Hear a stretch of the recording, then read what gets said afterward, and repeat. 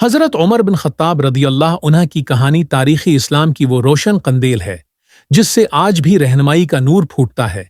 ये कहानी एक ऐसे शख्स की है जो इब्तदा में इस्लाम का दुश्मन था, मगर फिर ऐसा मुमिन और ऐसा खलीफा बना कि जमीन पर अदल व इंसाफ की मिसाल बन गया।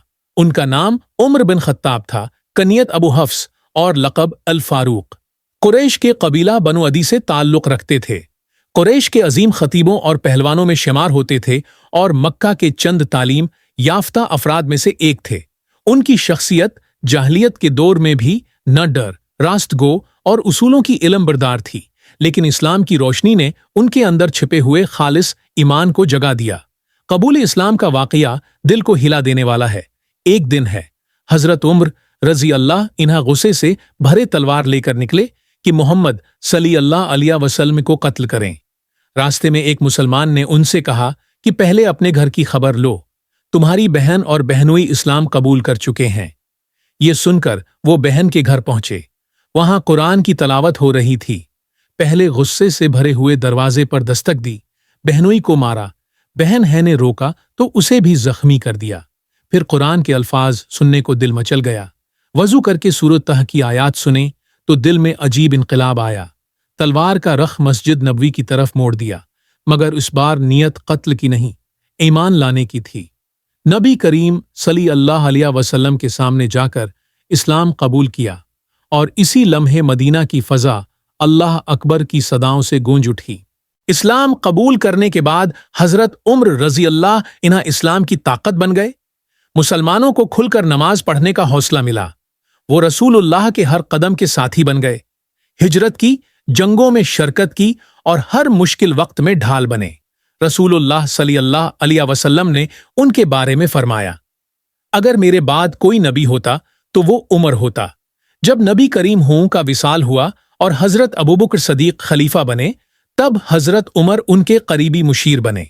उनके बाद खलीफा का मनसिब संभाला और दुनिया ने देखा कि खलीफा किया होता है। रजी अल्लाह अन्हा का दौर खिलाफत 10 साल 6 माह 5 दिन रहा, लेकिन इन 10 सालों में जो तब्दीली आई वो इंसानी तारीख में बेमिसाल है। इस्लामी सल्तनत जजीरा अरब से निकलकर शाम, इराक, ईरान, मिस्र, बीतुल मुकद्दस तक फैल गई। लेकिन इन फुतूहात में जो सबसे नुमायां बात थी वो अदल था। खलीफा खुद खाने पीने में आम इंसान जैसा था, कपड़ों में पैबंद होते, सवारी पर गुलाम सवार होता तो खुद पैदल चलते। एक बार जब बैतुल मुकद्दस फतह हुआ, ईसाइयों ने कहा हम सिर्फ खलीफा को चाबियां देंगे। हजरत उमर मदीना से खुद पैदल रवाना हुए सिर्फ एक गुलाम, एक ऊंट और कुछ खाने का सामान। रास्ते में जब गुलाम की सवार होने की बारी थी तो हजरत उमर पैदल चल रहे थे, और जब बैतुल मुकद्दस पहुंचे तो लोगों ने यही मंजर देखा। ईसाई पादरियों ने कहा, यही वो शख्स है जिसकी हम पेशीन गोइयों में इंतजार करते थे। अदल व इंसाफ का ऐसा निजाम कायम किया कि दुश्मन भी गवाही देते। एक कप्ती गुलाम ने शिकायत की कि मिस्र के गवर्नर उमरू बिन इल-आस के बेटे ने उसे कोड़े मारे। हजरत उमर ने दोनों को मदीना बुलाया, गुलाम को हक दिया कि वो बदला ले। जब गुलाम ने बराबर कोड़े मारे, हजरत उमर ने फरमाया, लोगो, तुमने कब से इंसानों को गुलाम बना लिया जबकि उनकी माओं ने उन्हें आजाद जिना था। बैतुल माल को अवाम की अमानत समझा, खुद के लिए कुछ ना लिया, अपने बेटे को भी वही हुकूक दिए जो आम लोगों को थे। एक मर्तबा उनके बेटे ने जंगी माल से ज्यादा हिस्सा ले लिया। हजरत उमर ने वो माल वापस करवाया और बेटे को सरजनिश की। कहा, अगर उमर का बेटा भी कानून से ऊपर हुआ तो ये उम्मत अदल से महरूम हो जाएगी। मफ्तूहा जमीनों को फौज में तकसीम करने के बजाय रियासती मलकियत करार दिया। ये फैसला बहुत दौर अंदेशी पर मबनी था, ताकि आइंदा नस्लों तक फायदा पहुंचे और बीतुल माल मजबूत हो। सिपाहियों के लिए तनख्वाहें मुकर्रर की, शहदा के वर्सा को वज़ाइफ दिए, अदालतों का क़याम किया, काजी मुकर्रर किए, पुलिस निज़ाम कायम किया, दीवान बनाए और सबसे अहम कदम ये उठाया कि कमरी कैलेंडर यानी हिजरी तकवीम का आगाज उनके दौर में हुआ। जंगें कई हुईं जिनमें यरमूक, कादिसिया और नहावंद नमायां हैं। इन फुतूहात में रोमी और फारसी सल्तनतें मुसलमानों के हाथों पाश पाश हो गईं, मगर हजरत उमर ने कभी गुरूर न किया। उन्होंने हर बार अल्लाह का शुक्र अदा किया और फौज को हुक्म दिया कि आम लोगों, औरतों, बच्चों, बूढ़ों और इबादत गाहों को नुकसान न पहुंचाया जाए। उनके दिए हुए उसूल जंग आज के आलमी कवानीन से भी ज्यादा आदलाना थे। उनकी रातें मदीना की गलियों में गुजरते, कभी बियतुल माल का हाल देखते, कभी यतीमों की खबर लेते। एक बार रात के वक्त मदीना की एक गली से गुजर रहे थे तो एक खीमे से बच्चे के रोने की आवाज आई। करीब जाकर पूछा, क्या माजरा है? औरत ने कहा, बच्चे भूखे हैं और मैं पानी में पत्थर डालकर उनको बहला रही हूं। हजरत उम्र लर्ज गए, फौरन बीतुल माल से थैला लाए, खुद अपने कंधे पर रखा।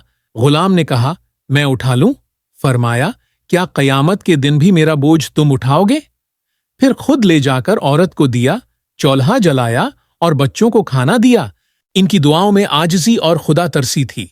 हमेशा दुआ करते, या अल्लाह, मुझे अपनी राह में शहादत दे और मुझे अपने रसूल के शहर में मौत दे। अल्लाह ताली ने ये दुआ भी कबूल फरमाई। एक दिन फजर की नमाज में एक मजूसी गुलाम फैरूज ने इन पर हमला किया, खिंजर से हमला करके शदीद जख्मी कर दिया। मस्जिद में लोग चीखने लगे। हजरत उमर को उठाया गया, जख्मों से खून बह रहा था। चंद दिन बस्तर पर रहे। जब होश आया, पहला सवाल यही था, क्या लोगों ने नमाज पढ़ ली?